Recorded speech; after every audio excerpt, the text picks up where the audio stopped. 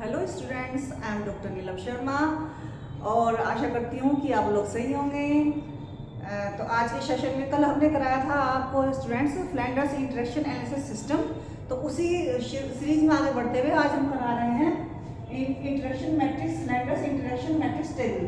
तो स्टूडेंट्स कल हमने कराया था प्यूपिल talk, direct teacher talk, indirect teacher talk, प्यूपिल talk, silence, ये कैटेगरी होती हैं, 10 कैटेगरी होती हैं। तो उन कैटेगरी को की स्टूडेंट्स उसके बाद में जो कल मैंने पढ़ाया था उससे आगे है कि उस कैटेगरी को क्या करते हैं, हम पेयरिंग करते हैं।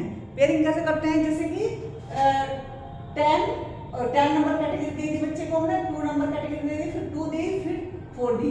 यानी 10 में क्या है, साइलेंस, और 2 में स्टूडेंट्स क्या है, कैटेगरी में क्या है हमारा, प्रेज एंड एनकरेजमेंट। फिर 2 में क्या है, फिर उसने क्या, टीचर ने क्या किया, फिर प्रेज की, फिर 2 कैटेगरी में उसका नंबर डाल दिया गया। उसके बाद आ गया 4 कैटेगरी में क्या है, आस्किंग क्वेश्चन, तो आस्किंग क्वेश्चन का नंबर डाल दिया गया स्टूडेंट 4। तो इस तरह से हम पेयरिंग करते हैं कि पहले में 10 2 2, तो 10 को इस तरीके से करते हैं, 10 में 2 और फिर 2 को फिर 2 से, फिर पहला नंबर अगले नंबर से जोड़ते चले जाते हैं स्टूडेंट्स। पहला नंबर जैसे 10 2 2 4 मैंने यहाँ लिख दिया है, इस तरह से करते हैं। तो पहले 10 को 2 में और 2 को फिर 10 में, 10 को 2 को फिर 4 में, इस तरीके से एक पहला नंबर दूसरे नंबर में इंक्लूड किया जाता है। तो इसको हम इस तरह से लिखते हैं 2 10 2 10 2 2 2 2 4 4 4 4 5 5 6 6 6 6 1। तो ऐसे हम इसको लिखते हैं। तो ऐसे कैटेगरी में जैसे कि 2 है तो 2 यहाँ ले लिया हमने, है ना, इधर से लिए। जैसे हम बोलेंगे 10 2 है, पहले कैटेगरी लेते हैं 10 2 की, तो 10 2 की क्या लेंगे, 10 को लेंगे हम इधर से, है ना, 10 लेंगे हम इधर से और 2 लेंगे इधर से। तो ये हो गया, जो पहले लिखा हुआ है वो इधर सीधे जो खड़ा हुआ है यहाँ से लेंगे और जो 2 है वो इधर से लेंगे, ठीक है। फिर दूसरा है हमारा 2 2, तो 2 लेंगे हम इधर से और 2 लेंगे इधर से, तो यहाँ पर 1 लिख देंगे। यहाँ एक कैटेगरी हो गई है, 2 कैटेगरी होगी ना, तो 1 लिख देंगे 10 कैटेगरी में।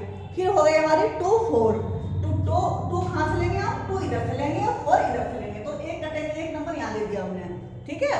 फिर जो है 4 कैटेगरी 4 यहाँ से ले लिया हमने और 4 इधर से ले लिया, तो एक कैटेगरी का नंबर यहाँ दे दिया। इस तरीके सारी जितनी भी हमारी ये 9 हो गई कैटेगरी, 9 कैटेगरी को हमने नंबरिंग दे दी, क्या दे दी, नंबरिंग दे दी, और पेयरिंग ना दी, नंबरिंग दे दी।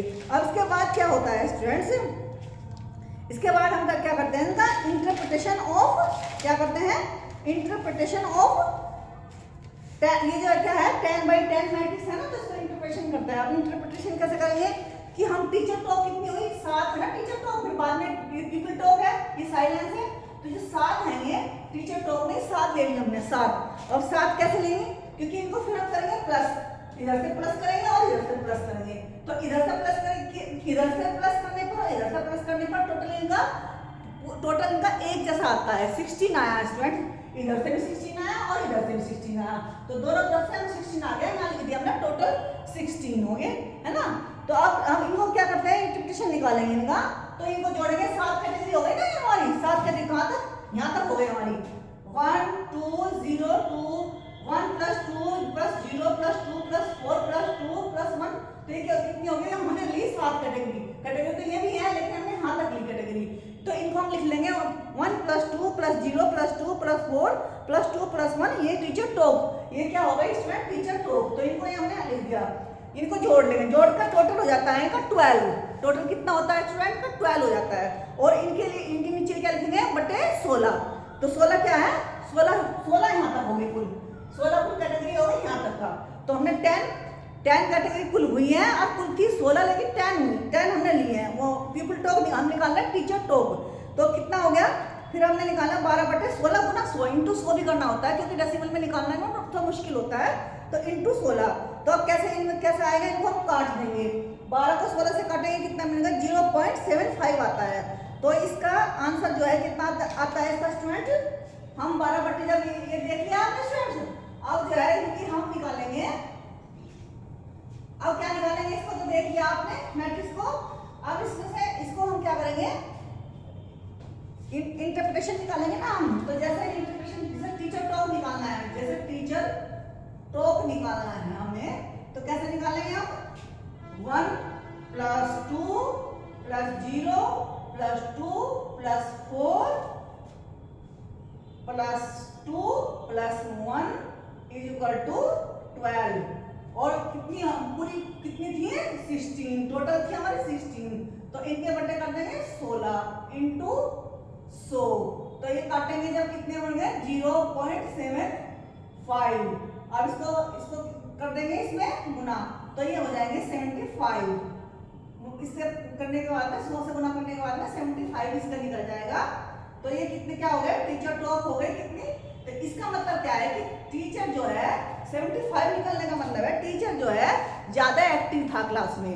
ये थोड़ी मुश्किल है मैट्रिक्स समझना, एक बार आप अपनी किताबों में भी देखना, उसमें भी देखना अच्छी तरह से, और यहाँ पे समझने मैंने समझाया है ना। इसी तरह से हम क्या निकालते हैं? इनडायरेक्ट टीचर की हमारी जो निकलती है indirect teacher talk, direct teacher talk, प्यूपिल teacher talk,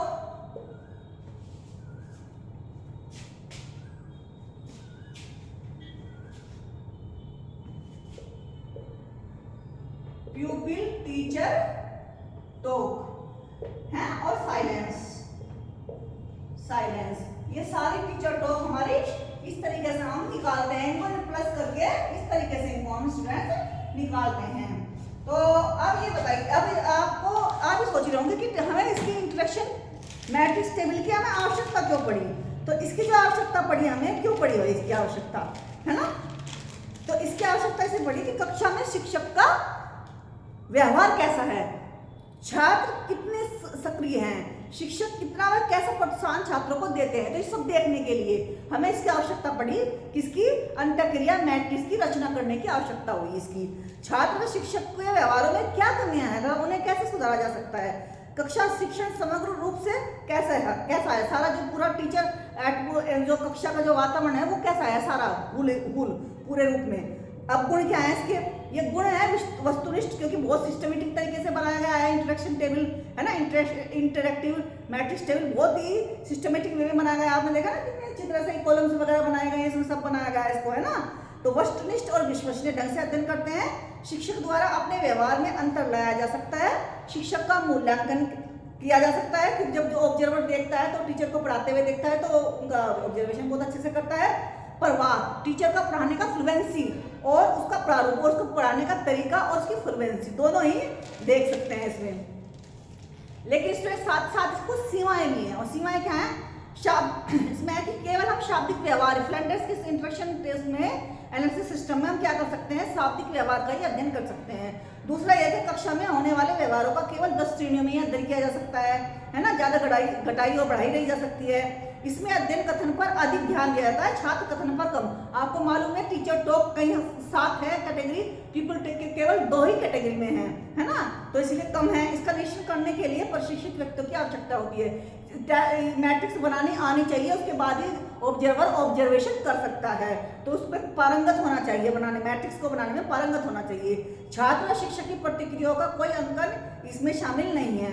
प्रतिक्रिया जैसे कि पहले टीचर टॉक कर रहे हैं, फिर पीपल टॉक कर रहे हैं, लेकिन आपस में जब बातचीत करते हैं उन दोनों के बीच में जब बातचीत होती है उनको कोई अंकन देने की प्रक्रिया इसमें प्रतिक्रियाओं का अंकन करने का कोई इसमें वो शामिल नहीं है तरीका। परिणामात्मक व्याख्या, अब इसकी जो है परिणामात्मक व्याख्या है इसकी और गुणात्मक व्याख्या है। परिणामात्मक व्याख्या तो मैंने बताई दी आपको, इंटरप्रिटेशन ऑफ टीचर टॉक कैसे करते हैं, कैसे निकालते हैं, है ना, वो बता दी मैंने। Teacher talk, direct, indirect, people talk, silence, ये कैसे निकालते हैं। ये तो परिमाणात्मक है, उसमें निकल जाता है, निकल कर 0.75 आया, फिर हमने गुणा 100 किया तो 75 आ गया उसका, ये तो इसमें ये होता है। और गुणात्मक क्या, गुणात्मक 5 श्रेणियों में अधिक आवृत्ति दे दी जाती है। वो घड़ी के आकार का चार्ट, जैसे चार्ट बनाते हैं ना, घड़ी के आकार का बनाते हैं चार्ट को, उसमें जो है अंकित किया जाता है उसको, उनके जो जितने भी उनके अंकन करते हैं उनको इस घड़ी के चार्ट में अंकित किया जाता है। शिक्षक व्यवहार को इसमें क्या होता है कि शिक्षक व्यवहार को समझने में दिक्कत आती है, इसमें इसकी भी एक खामी है। फिर है मंजूषा रेखा चित्र, बॉक्स फ्लो चार्ट, ये है इसका। अंत्यक्रिया प्रतिमान एक और है, गुणात्मक में 3 हो गए इसके, प्रवाह चार्ट, मंजूषा रेखा चित्र, अंत्यक्रिया प्रतिमान। इसमें क्या है कि गुणात्मक व्याख्या के लिए एक अंत्यक्रिया प्रतिमान विकसित किया गया है। तो स्टूडेंट्स ये हो गई आपकी मैट्रिक्स, मैंने हल्का सा आपको बता दिया है। इसमें अब जा करके मैं नीचे आपको 5 क्वेश्चन आपके पीवाईक्यू के रह गए हैं वो करती हूँ नीचे जा करके, ठीक है।